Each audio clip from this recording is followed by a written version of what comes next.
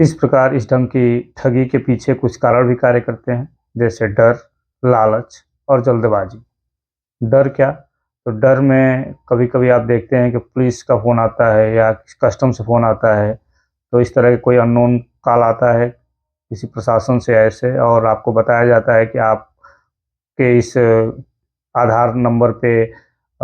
ये गलत कार्य किए जा रहे हैं जो देश हित में नहीं है, या आपने कुछ सर्च किया और उसको बताया जाता है कि आपने ऐसा कंटेंट सर्च किया है, तो उसका डर दिखा के, तो इस तरह के डर दिखाए जाते हैं कि आपके नाम पे ये आपका आधार कार्ड यहाँ मिला है, इस पे ये चोरी की गई है।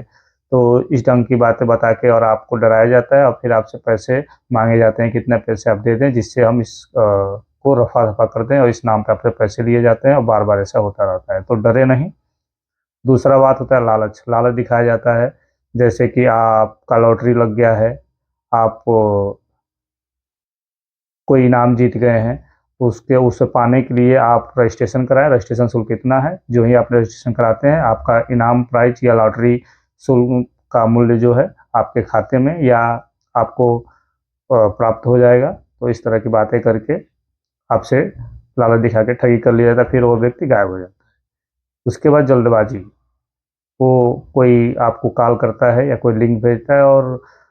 आपको उस पे केवाईसी के रूप में फॉर्म भरवाने की बात करता है। आपसे ऑनलाइन बात करते हुए कुछ जानकारियाँ लेना चाहता है और जल्दीबाजी में आप बिना सोचे-समझे उसको जानकारियाँ दे देते हैं, या कोई फ़ाइल आप उसके कहने पे तुरंत उस लिंक पे जाते हैं और कुछ जानकारियाँ आप फ़िल कर देते हैं। इस आधार पे भी आपके साथ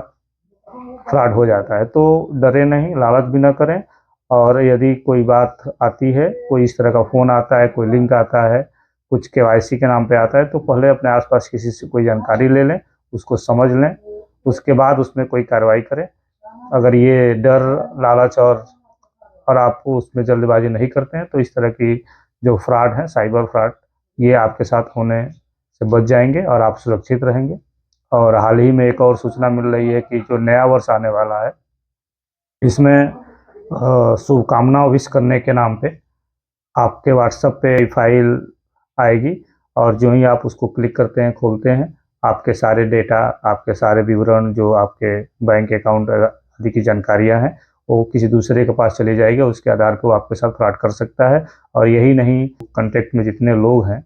उन जितने लोगों का नाम आपके मोबाइल में सेव है, उन सबके पास वो मैसेज क्लिक करते ही चला जाएगा, और वो लोग भी यदि उस फ़ाइल को खोलते हैं, तो उनकी भी सारी जानकारी उस व्यक्ति के पास चली जाएगी।